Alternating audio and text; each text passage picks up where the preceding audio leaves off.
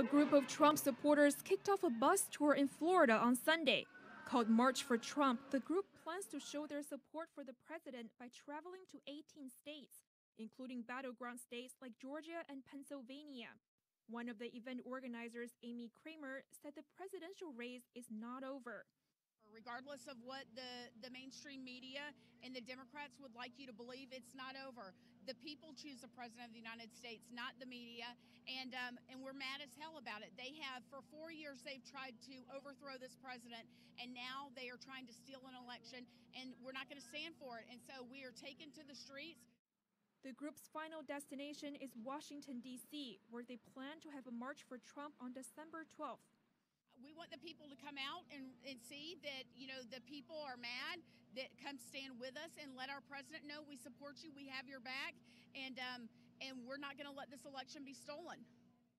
A veteran at the kickoff said having a fair election transcends political parties. Whether you're Republican or Democrat has nothing to do with it. What has to do with it is that your vote may not have counted. We may have been stolen. This election may have been taken away. Like many here, he thinks there should be an investigation to find out whether there was any election fraud. I take my right to vote very seriously, and to think for 1 minute that my vote may have been absconded by cheating in the ballot machines and people behind those machines, it scares me. A business owner from Florida is in one of the Stop the Steal rallies on Facebook. She believes she's censored. Do we live in communist China? I know they want us to. That's what's going to happen if Biden takes over. But we're fighting for this. We're fighting for this, and we're not going to let it happen. We have a lot of people who are pissed off, and we need to stand up. Don't sit on your couch and say, oh, I wish I could do something. You can do something. I've been writing people. I've been emailing my own state legislators. The GOP of my state, I said, get out there. We're your constituents. You're the ones that have the voice in the political arena.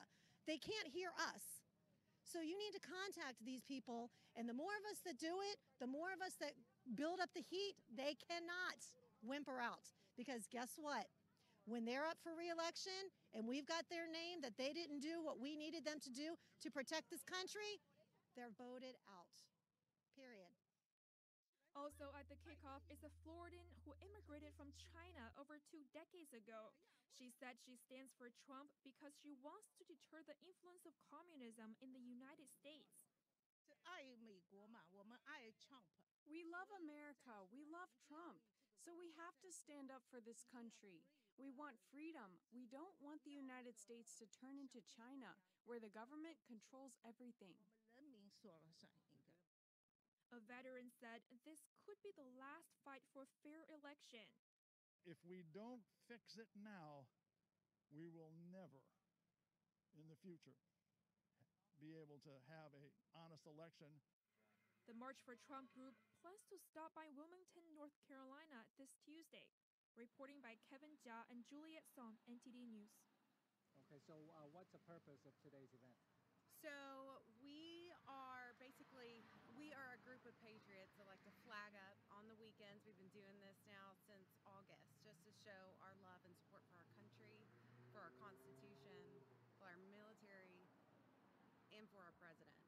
And since this sham of an election that we can't seem to get any footing with Governor Kemp or our Secretary of State Raffensperger, we are going to rally around his neighborhood and show him that we are not going to be quiet about this, that he needs to stand up for not just Georgians, but to set an example for the country and to stop the election from being certified, especially in our state, and actually acknowledge that there was fraud, not just in our state, but nationwide.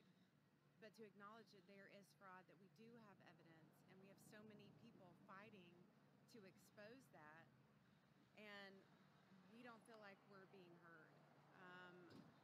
And he needs to stand up for it. For any other reason, just as to follow the Constitution and to acknowledge that it wasn't right. We hope to get the opportunity to drive by and let him know. But more importantly, anybody who sees this or drives by and sees us tells the Republicans we don't have to sit back and take something that is very wrong. How do we know these people are dead people? How do we know if these people didn't vote? I got 3 absentee ballots at my house that didn't belong to me. It could have been easily signed off and sent back. My point is there's so much fraudulent, and I can be an affidavit to that. So he needs to verify signatures. So many illegal votes. My friend over there got 10 ballots absentee at her house. So all these absentee ballots are being mailed out. People that don't live there are getting ballots, and they could just send it back without signature verification.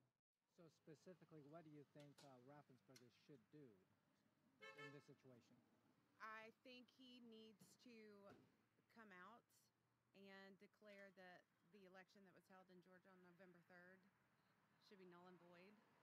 We need to address the voter fraud, the mail-in ballots, especially for our runoff in January for our Senate seats. He should have done an audit to find out if the signatures matched, to find out if the times were right. That would have shown a huge difference. And I believe the law cases that are coming up are going to be able to indicate that to the people. He needs to get a special session in, get legislature to extend the residency to vote in Georgia. Now it's 30 days, and we recommend him changing that to 90 days. So other people from other states don't just come over here, register to vote for our runoff, and then leave. Also, we are requesting that he do signature verifications on all these recounts of the ballots. It's useless if you're recounting the same fraudulent ballots. The only way to verify it is with signature verification, and that's what he needs to do. Moving forward, we're going to have these same issues, and the government is getting too big. And the Patriots, we're ready to take our country back, and we're standing up and showing that we are important, that we are heard. We elected him to get in office.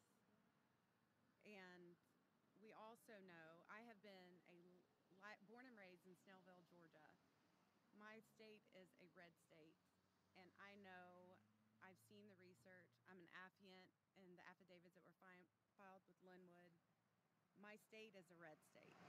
And with organizing all of these rallies, I know for a fact that Georgia went Trump, and that needs to be addressed and flipped, in my opinion. The vote that we have in this country is the most important thing that we have. Nothing is better than that. So to steal it is a slap in the face for all Americans, not just Republicans and Democrats. This is a stealing of something that is nature to our living. Truth, transparency, verification. We win the election, and we will win it honorably, and law and justice is on our side. This isn't between Republicans and Democrats. I'm actually working with Bernie supporters, Democrats, are principled. I'm working with libertarians, people of all Republican stripes as well. Anybody who's concerned with the integrity of this election, we're all coming together, and we realize that this election was not run in a fair and transparent manner at all. But in this case, it was systemic. It was not just here in the state of Michigan. It occurred in Pennsylvania. It occurred in Arizona, Wisconsin, Georgia, even Virginia, North Carolina, all across the board. We've seen it in all the battleground states. This was a concerted effort, and we've got military intelligence that indicates exactly how it was done. And as a poll challenger, when I observed that the Detroit AV County Board was connected to the internet, the implications of that are that other people, you could be in the middle of Tehran, you could be in Beijing, you could be in a shack in the middle of Antarctica. As long as you're connected to the internet, you can influence the outcome of this election. And we can't let that stand. People deal. This is not just Republican versus Democrat. And this isn't just about what the future of America is. You know, I mean, this future of America and how we move forward also impacts freedom of the rest of the people in this world. So this is a big deal. Not just for the people of Michigan, not just for the people of America, but for the entire world. I know people who voted for Joe Biden who are still looking for justice. Democrats, and we want a fair and just election, and we should be praying for justice. We should be signing petitions. We should be telling our lawmakers and our congressional members that we want a fair election. We want to know what happened here. And if there's any validity to what the president's attorneys and these independent lawyers have, we want it to come out, and we want to be able to trust that our vote does count. Well, we need to preserve America. It's in a battle right now to maintain our liberties that we have been granted from our founding fathers, and there is a lot of pressure, both internationally from foreign countries, as well as anarchists in America, and so we need to make sure that we're vigilant and prevail. Like I said, I had to be here today. I had other things to do, but this was more important for me because this affects not only me, but generations to come after this, and I love this country. I believe in capitalism, and the socialism that I see coming about scares me. I know other countries and other people that have come from other countries, and it's the freedoms that we have here that I want to protect and keep, not only just for myself, but for my kids and the future generations as well.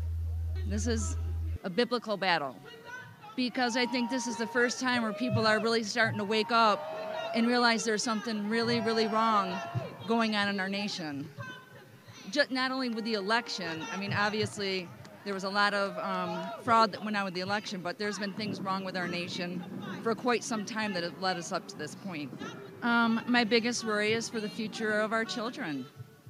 That is my biggest concern. If we keep going down the path that we've been going down, there is going to be no return. There will be no return.